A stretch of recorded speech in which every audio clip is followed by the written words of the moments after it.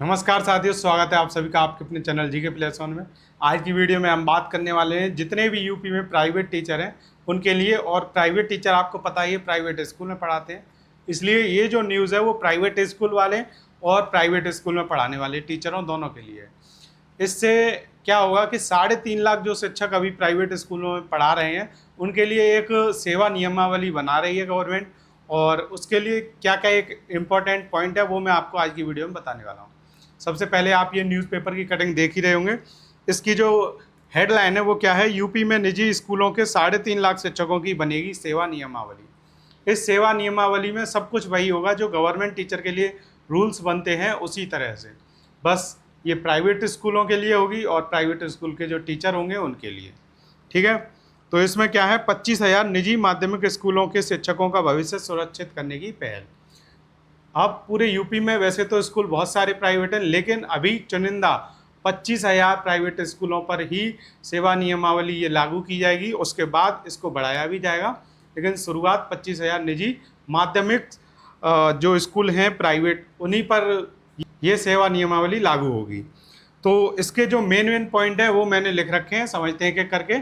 और ये न्यूज़ की कटिंग आपको टेलीग्राम ग्रुप पर मिल जाएगी और ग्रुप का लिंक वीडियो के डिस्क्रिप्शन में आप देख सकते हैं।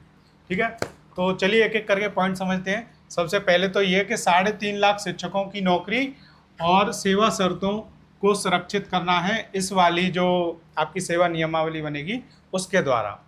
सबसे पहले सेवा नियमावली बनाई जाएगी, उसके बाद अभी ये कोई बनी नहीं है, इसके लिए केवल 7 सदस्यीय समिति बनकर तैयार हो गई है और उसके अध्यक्ष कौन है, अपर मुख्य सचिव माध्यमिक शिक्षा के। ठीक है, ये 7 सदस्यीय समिति बन गई है और अध्यक्ष भी उसके बन चुके हैं। तीसरा पॉइंट इसका है मेन इंपॉर्टेंट, वो ये है कि इसमें बिना किसी कारण के, कोई आपका कारण है नहीं, कारण बताया नहीं, बिना कारण के, या फिर कहते हैं ना कि कोई उनकी जानकारी का शिक्षक आ गया इसकी वजह से जो योग्य शिक्षक होता है या जो पहले से पढ़ा रहा होता है उसको निकाल देते हैं। तो अब बिना किसी उचित कारण के शिक्षक को नहीं हटाया जा सकेगा।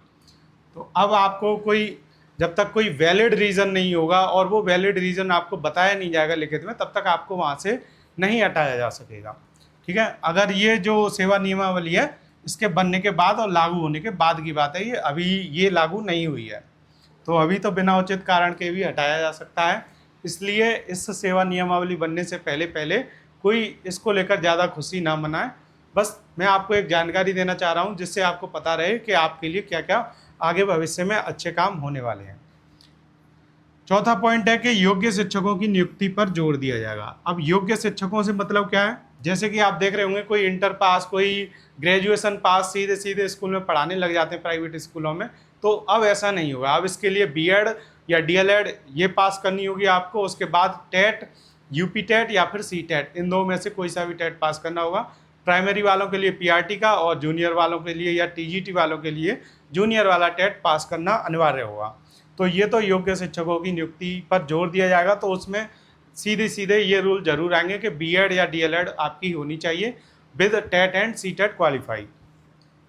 पांचवा पॉइंट है कि आपको नियुक्ति पत्र अनिवार्य किया जाएगा, यानी कि अपॉइंटमेंट लेटर, जो आपको जब भी आप स्कूल ज्वाइन करेंगे तो आपको एक नियुक्ति पत्र दिया जाएगा और ये अनिवार्य किया जाएगा।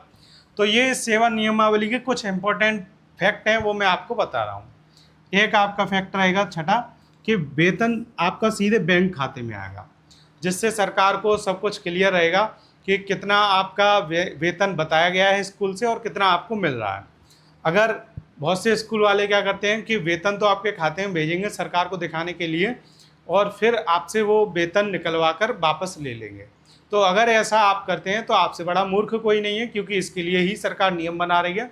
अगर आप एक शिकायत करेंगे तो उस स्कूल पर भी कार्रवाई होगी और आपको वो स्कूल वाला ना सिर्फ आपका वेतन बल्कि उसका जुर्माना भी देगा, और वो जुर्माना लाखों से लेकर करोड़ों तक का हो सकता है। ठीक है, तो आपको शिकायत करने में बिल्कुल भी झिझकना नहीं है। सातवां पॉइंट है अवकाश के नियम। अभी कोई छुट्टी के नियम नहीं होते हैं। आप जब जब छुट्टी लेते हैं प्राइवेट स्कूलों में, आपने देखा होगा या आपके जो भी रिश्तेदार वगैरह करते होंगे उनसे पूछना कि अभी वो छुट्टी लेते हैं तो उनकी सैलरी अलग से कटती है। तो जैसे गवर्नमेंट में होता है, गवर्नमेंट स्कूल में, कि मेडिकल लीव आपको मिलती है और इमरजेंसी लीव ये सब आपको मिलती हैं, तो उनके लिए आपकी कोई सैलरी नहीं कटती। तो यही अब आपके साथ होने वाला है, जबकि आप प्राइवेट स्कूल में पढ़ा रहे होंगे तब भी। और ये सब आपका जब होगा, जब ये सेवा नियमावली जो अभी बनाई जाएगी फिर उसको लागू किया जाएगा, तब तक आपको केवल जैसा अभी तक चल रहा है उसको झेलते जाना है और अपने प्राइवेट स्कूल को छोड़ना नहीं है। किसी भी तरह उसमें थोड़े समय और झेल लीजिए उसको, फिर आपके लिए एक बहुत ही बढ़िया एक, जो आप कहते हैं कि सरकारी शिक्षक और प्राइवेट शिक्षकों में जो अंतर है, उस अंतर को मिटाने की कोशिश कर रही है सरकार। और ये अगर होता है तो ये एक बहुत अच्छी न्यूज़ होगी सभी प्राइवेट टीचर्स के लिए।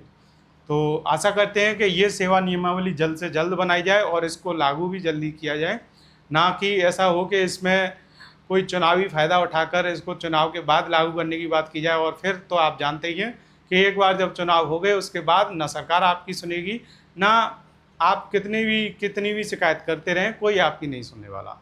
ठीक है, प्राइवेट स्कूलों में तो शोषण अभी भी हो रहा है शिक्षकों का, तो यही होता रहेगा फिर। तो इसलिए इसको चुनाव से पहले लागू किया जाए, इसके लिए आप भी अपनी तरफ से ट्विटर अभियान कीजिए या आरटीआई से सरकार से सवाल पूछते रहिए, जिससे वो इस पर जल्दी से जल्दी काम करें। तो आज की वीडियो में इतना ही। कोई ऐसी ही इंपॉर्टेंट न्यूज़ मिलती रहे आपको, उसके लिए चैनल को सब्सक्राइब कर लें और वीडियो अच्छी लगी हो तो उसे लाइक कर दें। Thank you.